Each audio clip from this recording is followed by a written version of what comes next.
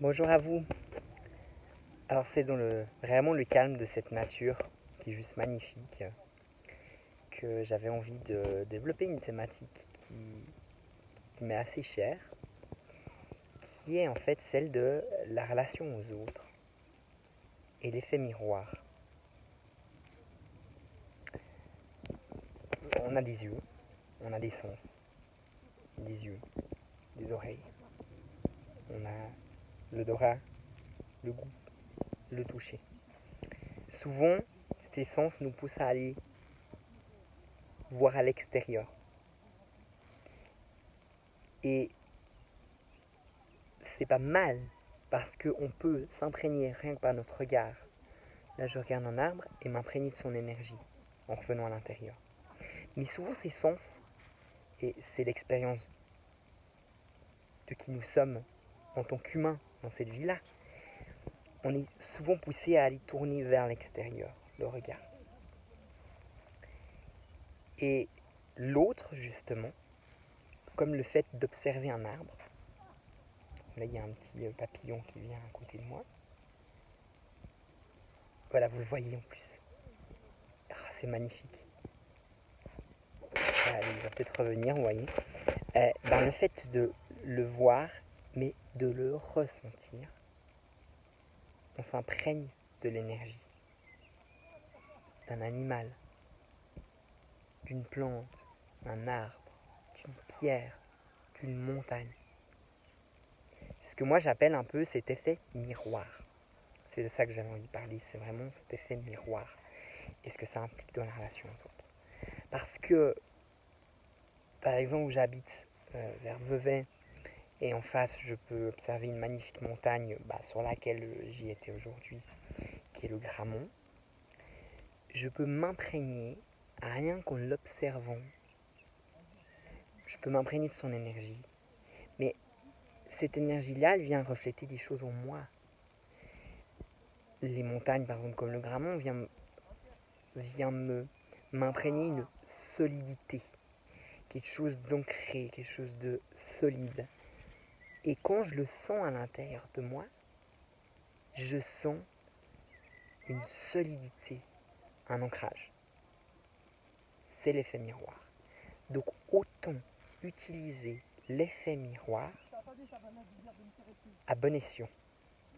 C'est vraiment d'utiliser cet effet miroir comme un peu un outil de développement de soi, en fait, comme un outil d'apprentissage de notre âme, hein, qui vient sur Terre, et dans ce corps, on vient apprendre par ces expériences.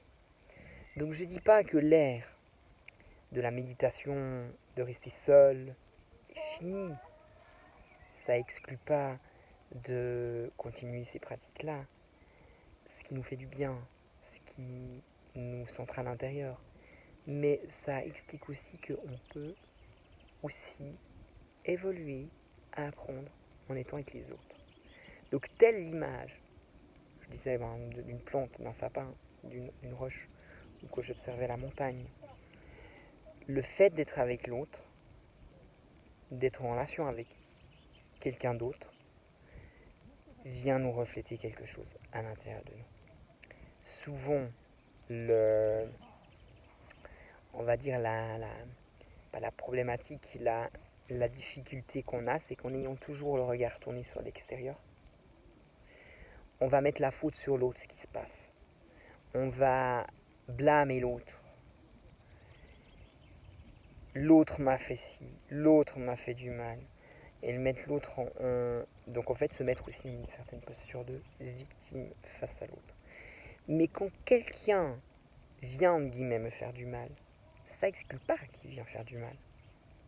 Mais c'est là où l'effet miroir peut être utilisé à bon escient. Ça me demande qu'est-ce que l'autre, en me faisant ça, vient me réveiller en moi comme réaction.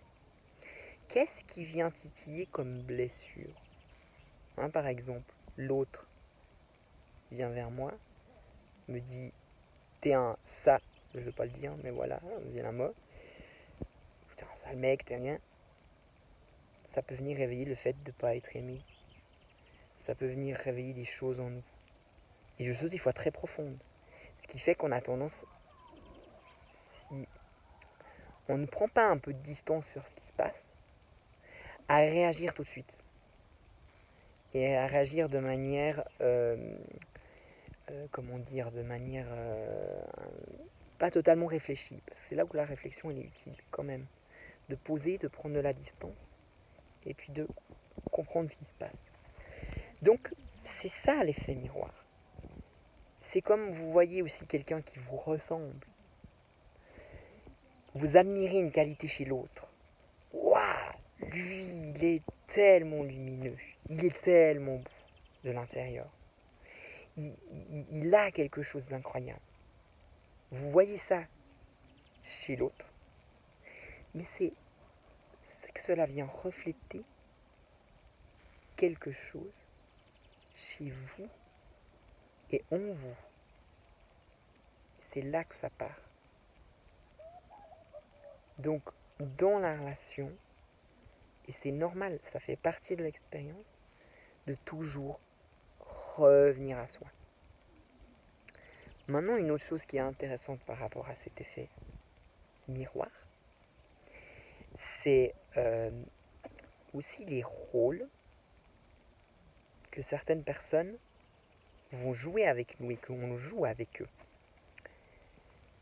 Je vous partage ça parce que c'est aussi intéressant. On a beaucoup de choses dans la relation avec nos parents, ou même dans, ça pourrait être un autre sujet, dans les relations avec les couples.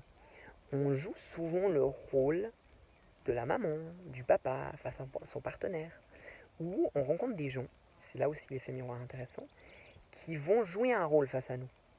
Donc on peut aussi venir dans un rôle de maman à enfant, papa à enfant, de quelqu'un qui va être par exemple maternant. Ben, j'ai eu ça, j'ai par moments, et c'est intéressant, c'est un schéma que je vois et tout ça et que j'expérimente, où une autre personne en face de moi euh, va jouer un rôle plus de mère et moi je vais jouer un rôle d'enfant. C'est la faute à personne. C'est la relation qui crée ça. Et ça veut aussi dire que moi, je me mets dans une posture d'enfant face à quelqu'un. Donc ce que ça m'apprend aussi, dans cet effet miroir, c'est oh, à un moment je dois dire non, j'ai peut-être pas besoin de ton conseil. Ou à trouver la meilleure manière de le dire, évidemment. Mais ça vient refléter ces relations-là. Et ça vient nous apprendre des choses. Donc les relations sont juste magnifiques. Dans l'effet miroir, les personnes souvent qui vont nous le plus confronter viennent réveiller en nous les parts de rejet, ce qu'on rejette en nous. Moi je le vois par exemple, une personne qui pourrait être très autoritaire, très dominante, qui pourrait arriver dans un groupe par exemple, je donne un exemple, et imposer plein de choses à tout le monde en disant c'est comme ça que ça se passe, ça doit se passer comme ceci, etc. Moi j'ai cette tendance, je vois par exemple, de cette tendance à je mets de la distance, je veux pas être avec lui, je veux pas lui parler, et je mets une barrière. Ça vient refléter une part en moi que je rejette, qui serait un peu cette part qui, une part de soi, de soi-même, qui est là et qui serait j'ai pas j'ai pas envie de jouer ce jeu-là, moi. J'ai pas envie d'être quelqu'un d'autoritaire, être dominateur. Je veux pas. Ça fait partie justement là, en fait, de ces parties un peu plus sombres que l'on a en nous. Voilà. Donc, donc voilà un petit peu pour l'effet miroir. Je regarde s'il y a quelque chose comme ça qui vient spontanément par rapport à cela. Mais je trouvais intéressant de parler de ça. C'est toujours ce retour à soi. Ce retour à soi, même face à l'autre. L'autre, les rencontres que l'on fait avec n'importe quelle personne, même une personne qu'on croise dans la rue, même si je sais pas, on va s'acheter un café, le vendeur, même la personne que l'on a au téléphone, elle nous amène quelque chose de notre, pas un mot que je suis trop fan, mais de notre croissance intérieure. Ouais, ça va finalement notre croissance intérieure et personnelle. Voilà. Donc, vraiment d'utiliser la relation. Après, on peut plus s'approfondir. La relation de couple, la relation avec un ami.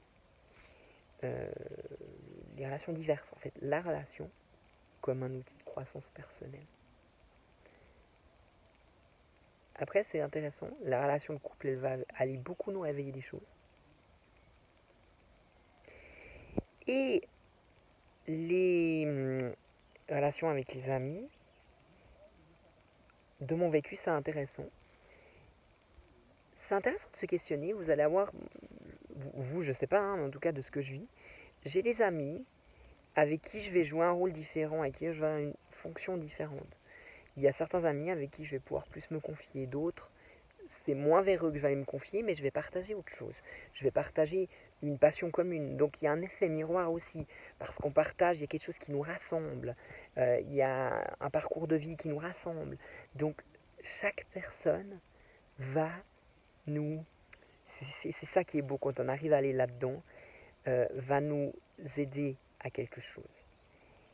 Et il y a toujours le papillon qui vient, c'est juste magnifique. Un papillon d'un bleu gris, waouh, qui nous soutient, qui est là. Et vraiment, c'est un outil d'aide, c'est-à-dire que quand dans la relation c'est difficile, une relation avec quelqu'un, alors c'est sûr, il y a des émotions, ça va arriver plein de choses, et que peut-être on va pas réagir de la même manière la première fois, et c'est ok, ça fait partie de l'expérience. Mais quand une relation vient nous titiller, l'intelligence, pour moi c'est ça un aspect de l'intelligence, c'est d'arriver à qu'est-ce que c'est elle vient me faire apprendre, qu'est-ce qu'elle vient me titiller à l'intérieur. Et ça, je pense que c'est un point important. Voilà.